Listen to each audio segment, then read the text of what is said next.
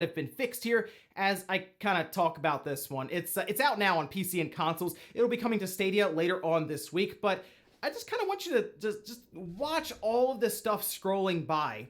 Yes, these are all of the things they fixed, and this is apparently the patch that includes something that a lot of people were making fun of, which was the NCPD spawn radius for when the player commits a crime has been increased. So essentially, they're going to have the police spawn farther away from you. If you're playing this game, you probably noticed, as I did, that if you did anything bad in the game that the police would come after you for, they would like spawn right in front of you or even like right behind you. There was no chance for you to get away or maybe try to hide or play it off like you didn't, commit a crime. It was a whole thing there, and wow, I was going through this, and it is just, fix after fix after fix.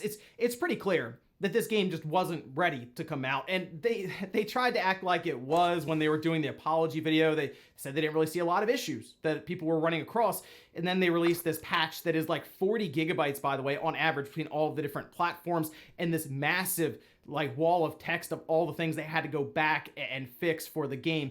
Yeah, it probably needed a bit more time in the oven. Oh, and something I think is really cool is when we have a game that is really, really old, but we go back and we find something brand new in it, and that actually happened pretty recently. We can see this tweet here.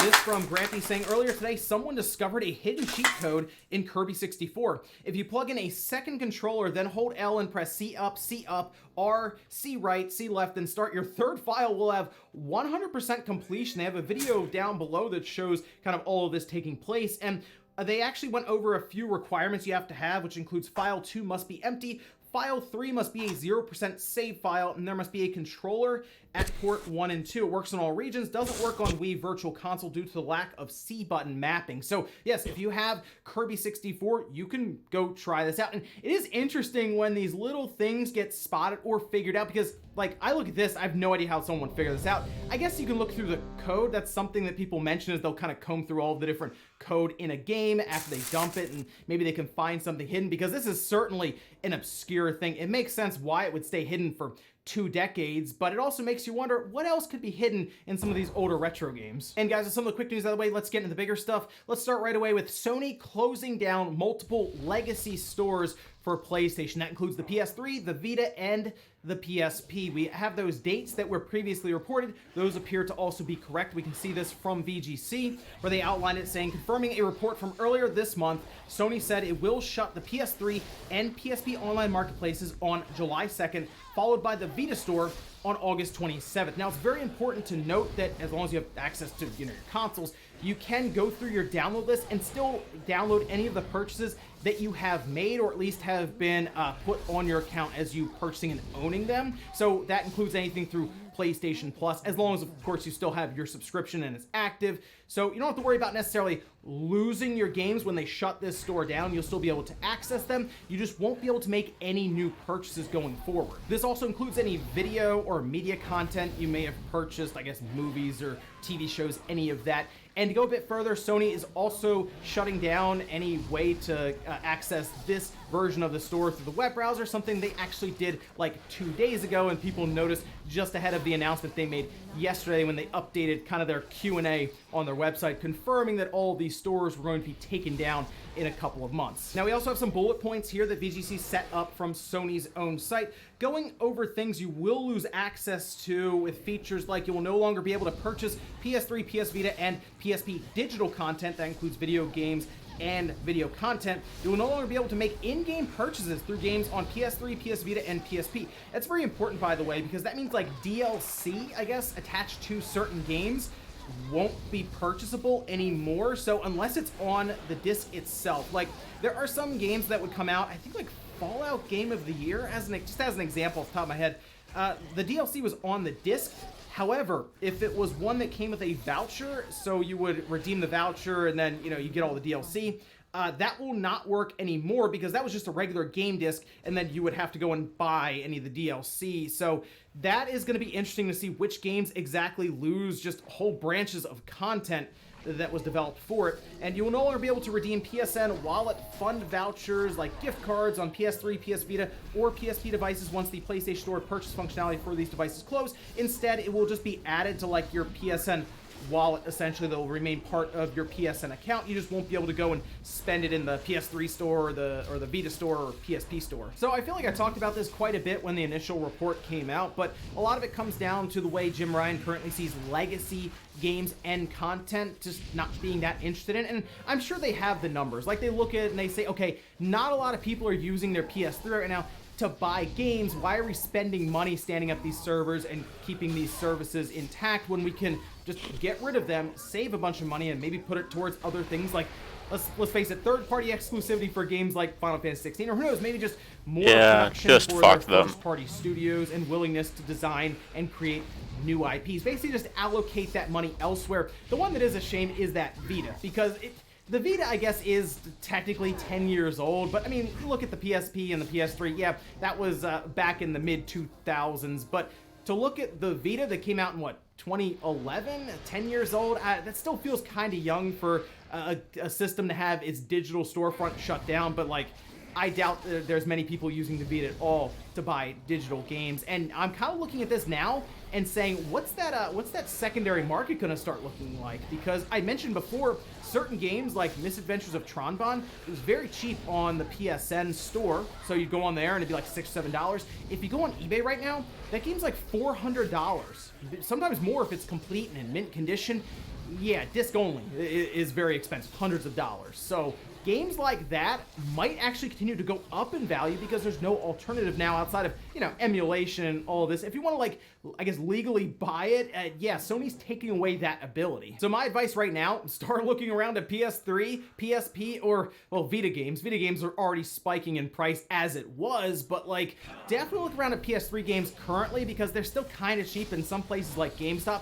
Have it as like a buy two, get one free type deal. And PSP games are certainly going to get harder and harder to find. But like I said, legacy content with the retro bubble now was already going up in price. And I think this is just going to accelerate it further and further. It's a shame to see, but to be honest, with Jim Ryan in charge, kind of expected. Next up, let's talk about Monster Hunter Rise. We had talked about this game's initial release yesterday when a lot of places were selling out of Monster Hunter Rise completely, especially in Japan, where there were lines out the door and complete sell-throughs, and even in China where people were just waiting for stores to open to pick the game up. And from what I've seen online, a lot of people are playing this game right now. So Capcom decided, hey, it's Monday morning, let's drop the press release, and they did here, where they say Capcom today announced that Monster Hunter Rise for Nintendo Switch has shipped 4 million units worldwide. And there's a lot of talk about, okay, is it shipped? Is it sold? I'll tell you now, Capcom got their money. So to them, shipped and sold, doesn't matter.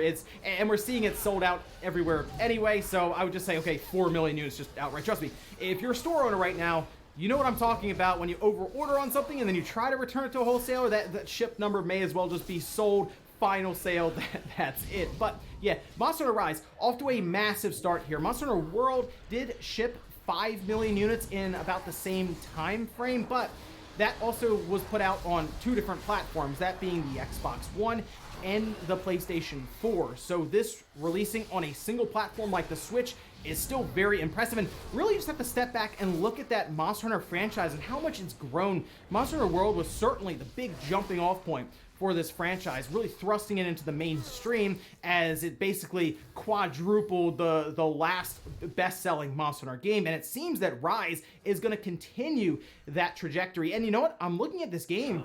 This might be one of the first third-party games that at least has a shot at being on like Nintendo's investors page where they go over the best-selling units.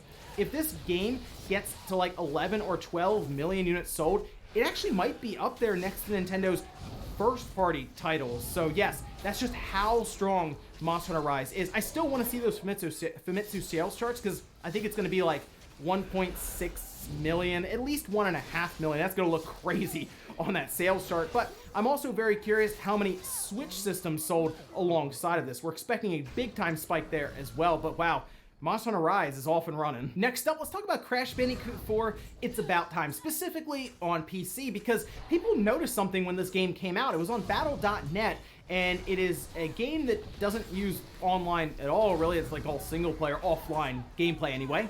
But, strangely, you need to have an internet connection to play this game because it appears that they did indeed incorporate online DRM check-in. Basically, if you don't have that online connection, you're not playing the game despite it not having an online multiplayer setup or anything. Well, that didn't go over too well with the PC community because as the game released on Friday, it was actually cracked on Saturday. We can head over here. This from Ars Technica saying, by midday Saturday, one day after the game's Battle.net launch, cracking group Empress claimed first dibs on stripping Crash 4's PC version of its online check-in system. Their crack replaces one file in an otherwise vanilla install, and the group's release notes don't clarify what the crack does other than describing the game's defeated DRM as Battle.net plus online only. I mean, at this point, it's a challenge for some of these groups because none of us like online check-in DRM, especially if it's a game that can basically just be played completely offline. Like if you get it on the Switch, for example, you play in handheld mode, you don't need to be connected to a Wi-Fi hotspot or anything there. You just enjoy the game.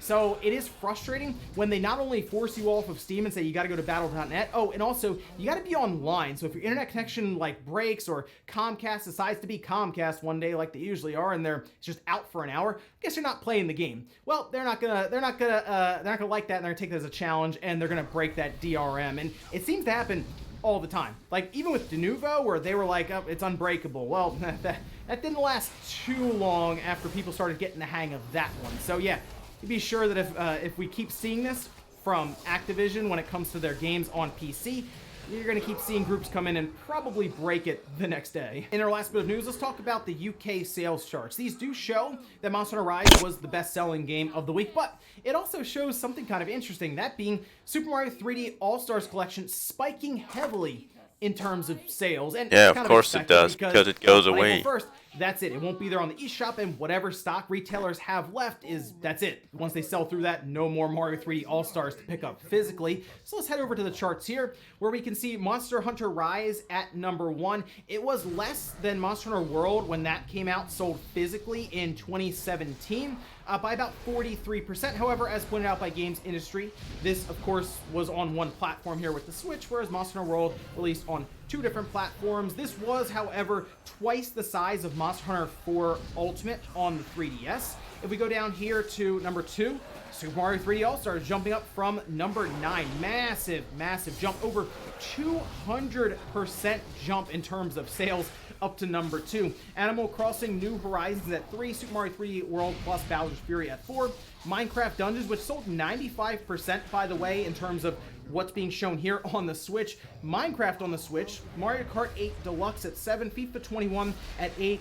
Luigi's Mansion 3 at 9, and Super Mario Odyssey at 10. Basically, looking at the top 10 here for the UK, 9 of these were on the Switch. And looking at that stat, that's pretty impressive. 9 of the top 10 basically being Switch titles and Switch releases, with the other one being FIFA 21, which is always in the top 10 in the UK. But Monster Hunter Rise as number 1 is not surprising. I'll be curious to see how it continues to sell over the next couple of weeks, over the next couple of months. I think this is a game that's going to continue to run without much issue, especially after what we saw for Monster Hunter World and Mario 3D All-Stars Collection. You know what's going to be interesting about this one? See how long it can stick around in maybe the top 50 as we find out really just how many copies were left at retail locations. I think it might be in the charts maybe the next 2 weeks, and then that's it. Again, after tomorrow, actually, Mario 3D All-Stars will be no more on the eShop and very scarce to find, I'm sure, in different stores. So once again, make sure you get out there and find one now if you want it. And before we go to the comment of the day, we're taking a look at the poll that I posted up yesterday,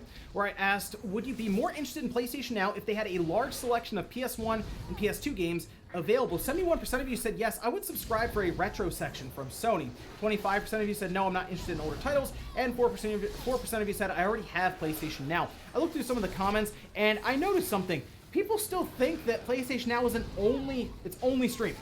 That's actually not correct. You can download games. Like PS4 games, you can download on your PS5. PS2 games you can download. You only can stream PS3 titles. That's the biggest thing there. And of course, any of these titles you would just stream on your PC if you plug in a PlayStation controller. But you know what? I think that is a good opportunity for Sony if they really want to do something with their legacy software. Maybe they're just not interested in selling these games in the PlayStation Store and all that.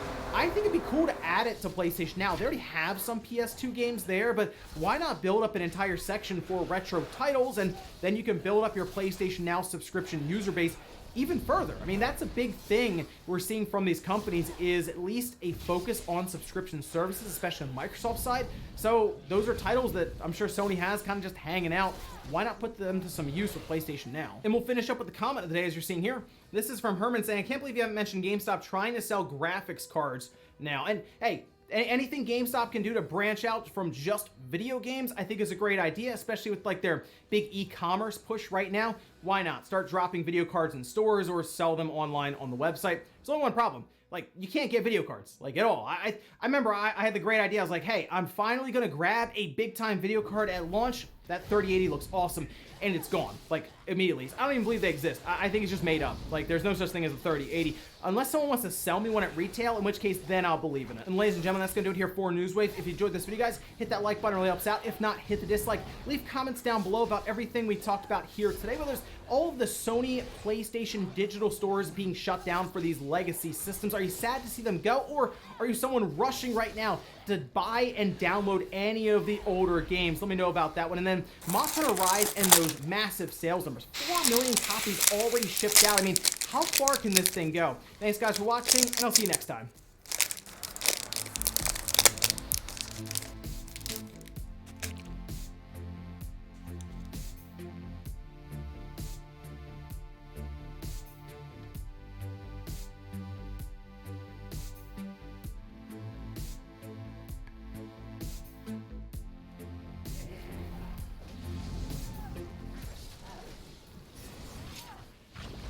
What's up, guys? Welcome back to Newswave. So next week, the Mario 3D All-Stars collection will be pulled from the eShop, and any physical stock left in stores will be sold through, and that'll kind of be it. But Nintendo keeps putting out little details, as I'm sure people are still wondering about this whole process we're about to go through. And one detail in particular I wanted to go over here that has to do with the digital version of the game. Also, Balan Wonderworld, it's out today, and somehow the situation around this game keeps getting worse. Oh, and Hideo Kojima appears to be getting ready to unveil his next big game. Guys, if you enjoy these videos, make sure the like button helps out a ton. And if you're new to the Spawn channel, make sure you subscribe down below. And we're going to start today with the spiritual successor for Left 4 Dead, that being Back 4 Blood. And when they first started talking about this game, I got excited because I figured, okay, we're probably not going to get Left 4 Dead 3, if we ever do, at least anytime soon. So it was cool to see at least something that would be considered a spiritual successor, and we were anticipating it to come out in June,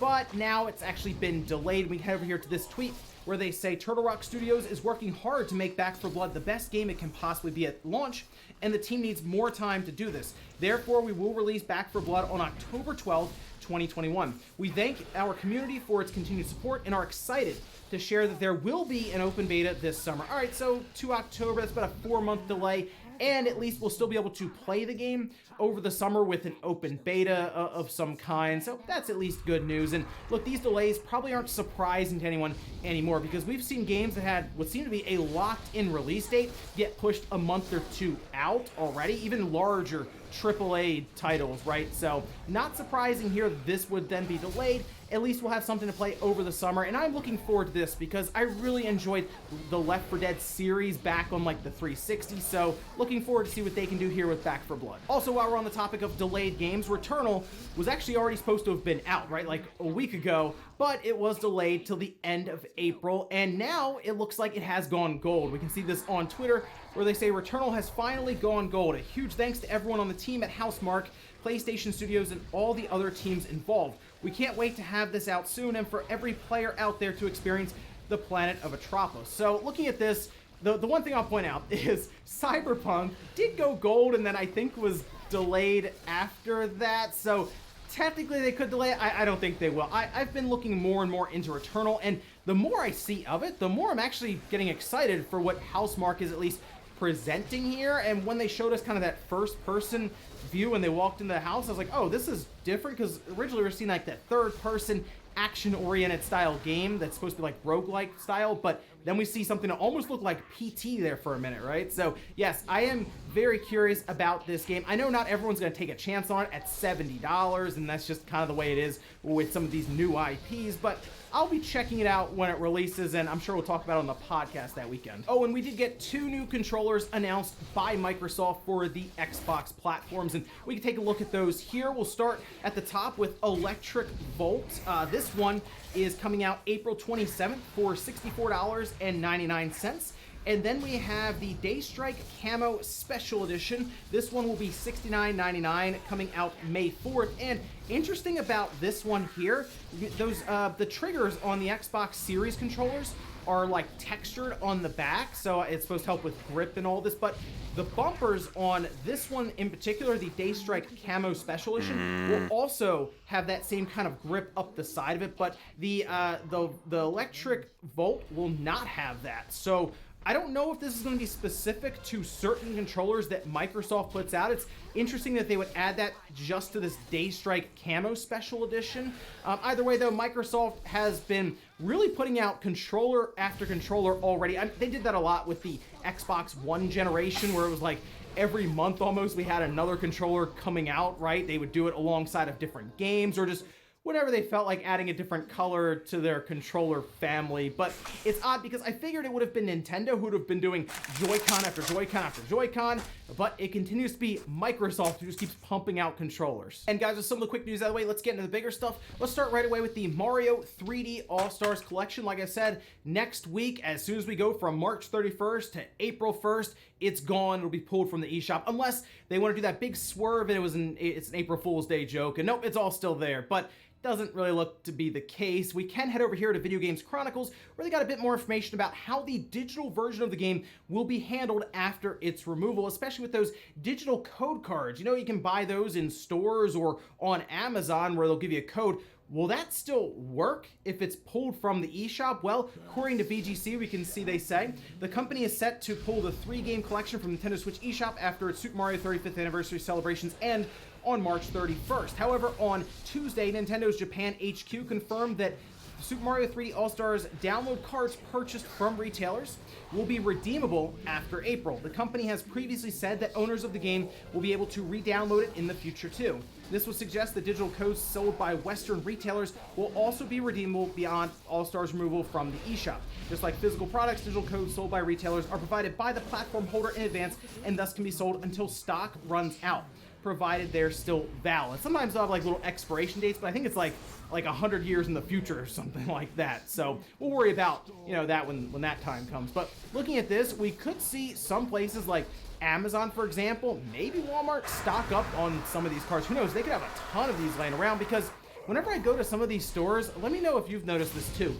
There are usually a lot of these 3D All-Stars in stock. Like, they have cases of these things, like running all the way back, like 8, 9, 10 of them just stacked. And it was surprising me because I was actually kind of concerned that Nintendo wouldn't stock this game that well. Also, that the Game & Watch was stocked very well too. I think the Walmart near me has like 20 of them in the glass. So Nintendo certainly realized that their window was going to be small for this, well, because of them, but for these games getting out there. So maybe they really did put out a ton of them, and that could also include those download cards. Maybe Amazon and Walmart are sitting on a whole stack of these things, which means you could be seeing things like those, the actual cartridge and the case being marked up and resold and scalped on eBay, as well as those digital cards. I guess the one good thing here, though, is that if you do get one of those codes after the fact, you'll know that it does still work, and obviously you'll still be able to download it. I saw that as a big question from people, too. If it's pulled from the eShop, can I still go in and download the game? Like, if I have ownership of it and I delete it off my account, or my Switch breaks and I have to go to another Switch, can I still re-download? Yes, you can. That's all covered here, and it's not something that should be too surprising, because we've had shops go down in the past, like completely being removed, and you could still re-download some of the purchases that you've made. And we'll see. The big question here is going to be if the download, let's say you get a download code and we're then on to the next Switch, like the Switch 2 years from now, the next generation starts, will that code then work on that one? I'm just trying to figure out how long these digital code cards will actually be valid. I guess the one thing you should do if you want to make sure you're good to go for a while just get the physical cartridge and do it soon because next week it's gone. Next up, let's talk about Balan Wonderworld because a story has gotten out there that surprised me. See, apparently with the final boss battle, there are lights and flashing on screen at different times, depending on what's happening with the boss and what stage of the boss and all this that you're in, that could actually trigger seizures from the player. And I was immediately shocked because that means that someone actually played through the game and got to the final boss. No, looking at this here, we can see over on Nintendo Roasted. Everything, Balan Wonderworld final boss fight has possibility of causing seizures. And I checked the video out to see, and I'm not going to show it to you here, obviously, because it's pretty jarring. Like, it is surprising to the point where someone probably should have caught this. Also, obviously, the video shows the final boss. Not that I really think a lot of people are going to care necessarily about that being spoiled, but, like, it is very, very noticeable. And we've seen this happen in the past, not to this degree, though. This is, like, out there. But, like, Cyberpunk ran into something similar with flashing lights, and they actually patched it out pretty quickly. Like, they were contacted. I believe Game Informer had the coverage on that, and the CD Projekt Red actually jumped to it pretty quick. I think it was like 2 or 3 days in, they put a patch out that removed or at least fixed that portion of the game. This is like towards the end of the game. I think the Cyberpunk stuff was pretty early on, like almost right away. So a lot of people may not even notice this. I'm glad it's been brought up, though, because there are probably a lot of people, like I said, who won't get the final boss, and it's certainly surprising when it happens. Now, there are supposed to be several patches coming up here for this game, with one big patch happening today on release, so I am hoping that Square understands this, although maybe it's been brought up here for the first time to them now, and either way, they'd want to jump on a patch of some kind to get this taken care of very, very quickly. I don't even think the effect needs to be there, to be honest. Like, it doesn't seem to, like, really do a lot for the boss itself and what it's trying to display to you, other than just flashing lights for no reason. Somehow, this whole situation with Balan Wonderworld has gotten worse. I didn't think that was possible. Next up, let's talk about Hideo Kojima and his studio, Kojima Productions. Of course, they did Death Stranding. That was in collaboration with Sony. Eventually, it went to PC, but it was an interesting game. I know it wasn't for everyone. I played through it, and I at least got something from the game itself. And visually, it looks really, really good.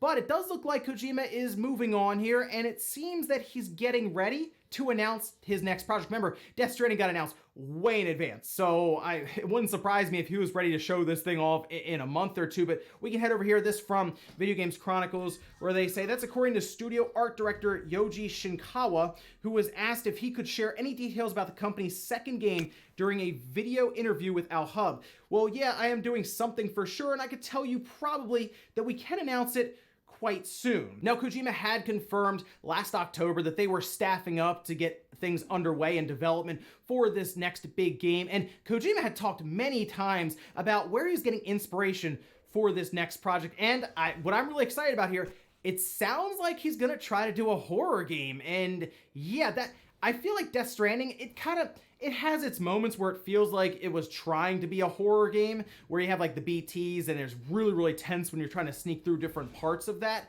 or you do get caught and it's like a whole thing, right? Like, it's, again, at times it becomes very stressful to get past those parts. So I would love to see Kojima, really take a shot at a serious horror title, especially after what we saw with PT, but like kind of go the direction of like Evil Within, maybe something like that. I think Kojima could come up with some wild stuff with like a horror-based game. I'm not the biggest horror game fan, but I would certainly check out one being done by Kojima. And there's a lot of other questions. Would this be something done in collaboration with Sony again? Would he use the Decima engine again? Or would he go with something like Unreal? Or maybe an in-house engine? Like I said, a lot of questions here for this one. Who knows?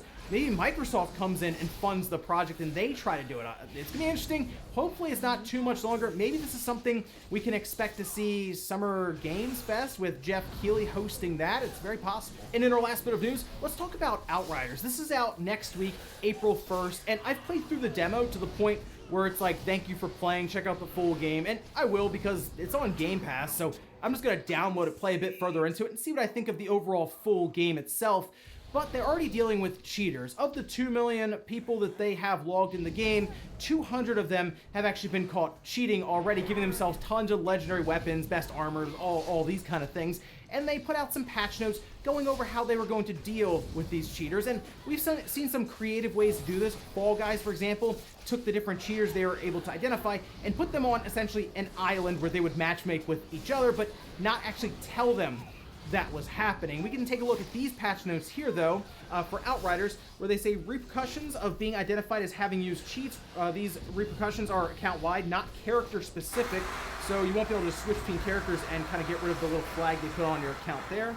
You will not be able to matchmake with legit players. Matchmaking will take longer. You will still be able to play solo. In the future, your HUD will have a discrete but visible watermark placed on it so that gameplay footage created on this account will be readily identified as coming from a flagged account. If you cheated during the demo just to try it out, but wish to go into the main game unbranded, you must delete all characters and items on your entire account in order to wipe the slate clean. So in this day and age with social media and YouTube sharing, it's probably a good idea to put a watermark on the person's screen who'd be recording it to say, yes, they cheated to be able to do what you are seeing right now, whether they're walking around with the best armor and weapons and stuff in the game or doing some kind of crazy glitch. It's just a way to show if they're doing it legit or if they are cheating. And I'd say it's a clever way to really combat some of the cheaters because they probably don't want that watermark in the first place. I mean, really could be a mark of shame for people in the Outrider community. We'll see how all that goes when we get to April 1st and how long this game actually lasts. I still have questions about that one exactly. A live service game that's not a live service game but feels like a live service game. Again, we'll see there. At least they are working out the cheaters side of things now ahead of the game's release, as they've been able to identify, like I said, 200 people already doing it. So we'll see how things work out after launch and how many people have that little watermark on their screen. And before we go to the comment today, we're taking a little poll that I posted up yesterday where I asked, do you think Nintendo will release revised Joy-Con controllers this generation to fix the drift?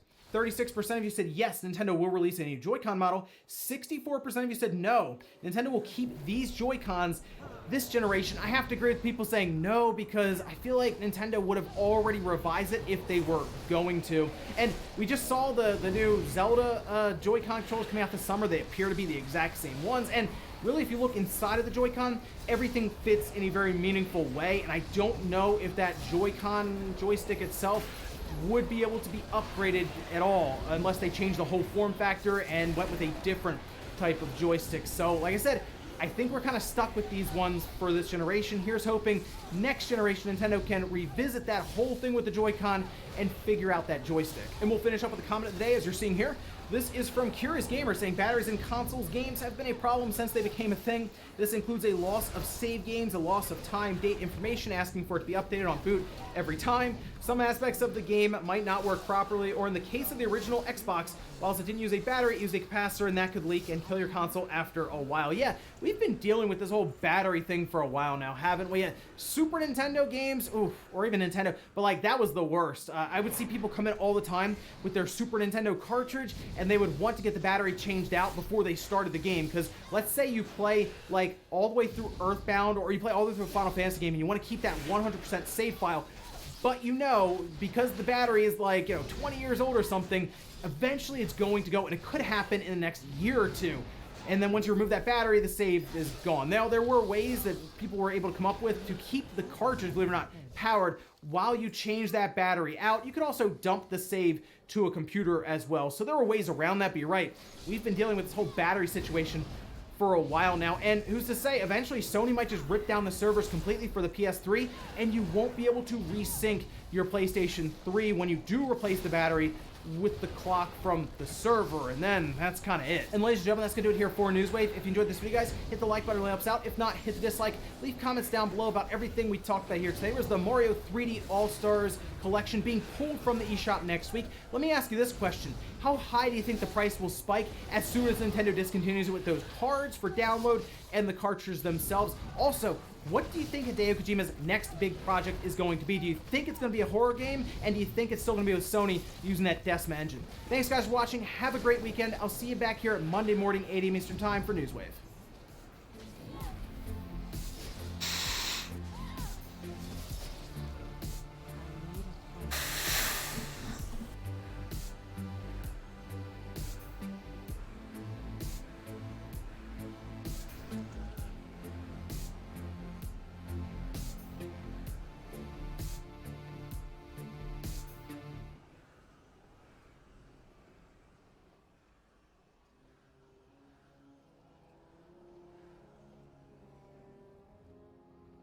What's up, guys? Welcome back to Newswave. So a few weeks ago, Sony did tell us that they are working on the follow-up to the PlayStation VR headset, but they wouldn't be ready to talk too much about it until next year.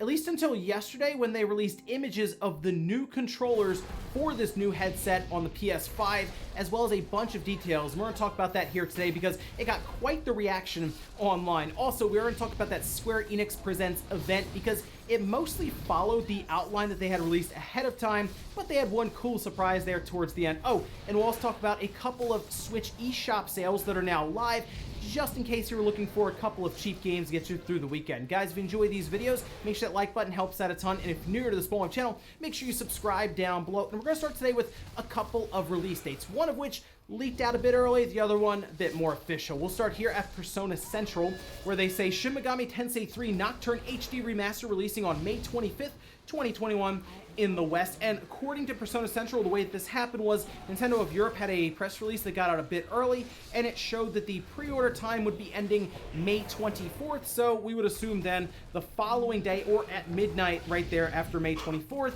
it would go live, that being May 25th, of course. And this did release in Japan at the end of last year. It had some issues, so I am wondering if maybe a patch will just show up on the cartridge or the disc for the PS4, or if we'll have a day one patch to download there. Otherwise, though, if you're looking for when they would be making this official, Persona Central does point out that this weekend there is a Shin Megami Tensei event that will be taking place, and that's where I would expect Atlas to show up with the announcement, so just keep an eye out for that. As for the other release date, that would be Scarlet Nexus. This is the game that debuted at Xbox's event, I believe, last year from Bandai Namco. We had details also around a digital deluxe edition. We can see that here. This coming with the full game, battle attire set red, digital soundtrack, digital art book, additional attachment, the others. This digital deluxe edition would be $79.99, or you just pick up the standard edition at $59.99, and that does include for the PS5, so no $70 variant here, but this will be releasing on the PS5, Xbox Series,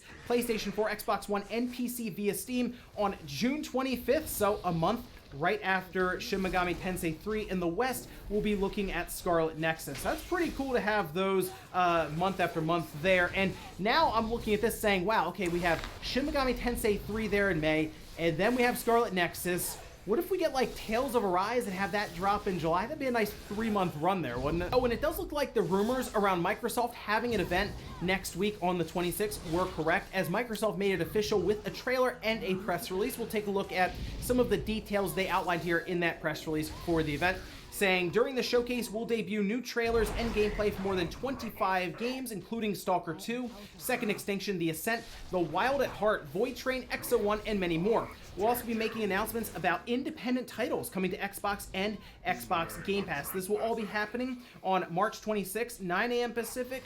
That'd be noon Eastern. And exciting stuff here because that means we could see a release date maybe for Stalker 2. And then, of course, Game Pass games could be anything. They could drop some independent games in there, maybe some bigger titles, and they could even shadow drop them. So look forward to this one next Friday. And guys, with some of the quick news out of the way, let's get into the bigger stuff. Let's start right away with the PlayStation VR 2 and the controllers that Sony unveiled yesterday. There were a lot of people who reacted to these controllers because at first glance, they do look kind of strange, but it actually makes sense in the world of VR with how the controllers look currently with like Oculus or the Valve Index as examples. But we'll go over some of the images here while I talk about some of the features that Sony did unveil, starting with adaptive triggers. Not surprising to hear about that. That is also on the DualSense, of course, and is something that Sony is working into quite a few of their games alongside of some of the third parties. And then we have haptic feedback once again. Not surprising to hear about that. But then we get into some interesting stuff here for the realm of VR, which includes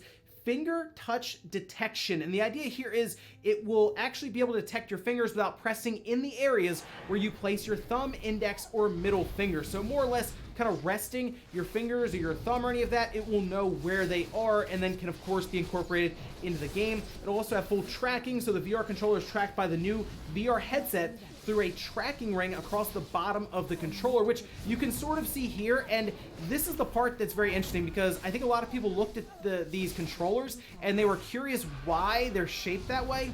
Well, if you, for example, look at what Oculus is doing, they have kind of their own ring, and in there are a bunch of IR lights, and the way it works is that does tracking for your hands. So if you decide to turn or twist or move your hand around, it will actually work in the game because it's able to track it. And then they also go over a few other things like action buttons and the analog sticks, as well as a grip button for grabbing things in the game. And to be honest, looking at these controllers here that Sony showed off, it does kind of fit in the realm of VR alongside of some of the other controllers that are already out there. And based on some of the things they are talking about here with these controllers, I have to imagine that Half-Life Alyx is going to be ready to go for the next generation PlayStation VR headset, because it sounds like this would support it completely across the board. And just this controller here would be a massive jump from what's being used with the current PlayStation VR headset. And that gets me actually pretty excited for what Sony could have incorporated into the headset itself, because I had mentioned online, I said, wow,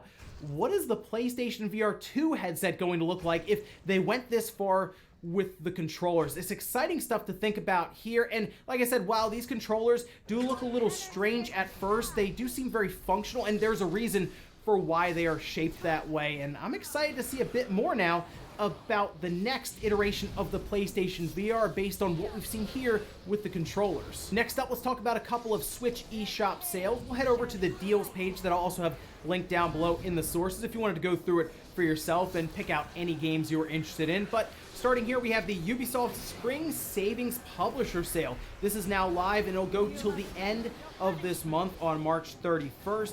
And right at the top, I mean, come on. If you have not picked up Mario & Rabbids Kingdom Battle, I tell you about it every time we see it on sale. This is the lowest I've ever seen it. It is $9.99. You can also get like the Battle Gold Edition. I believe that has the extra DLC in it, for example. That's $13.59. I mean, come on. It is an awesome game to check out, completely worth $10. But look at this, Scott Pilgrim vs. the World, the game, is $12. Another good pickup there. Immortals Phoenix Rising is half off at $30. We have Assassin's Creed The Rebel Collection, which has Black Flag and Assassin's Creed Rogue at $20, so really $10 each. Another good pickup there. You also have South Park The Stick of Truth, which I actually liked a bit more than the sequel. That one is $12. And hey, look at that. Wheel of Fortune for $8. How can you beat that one? We also have the Capcom Publisher Sale, that also running till the end of the month. And we can see all the Devil May Cry games here that's on the eShop. Devil May Cry 1, 2, and 3 Special Edition.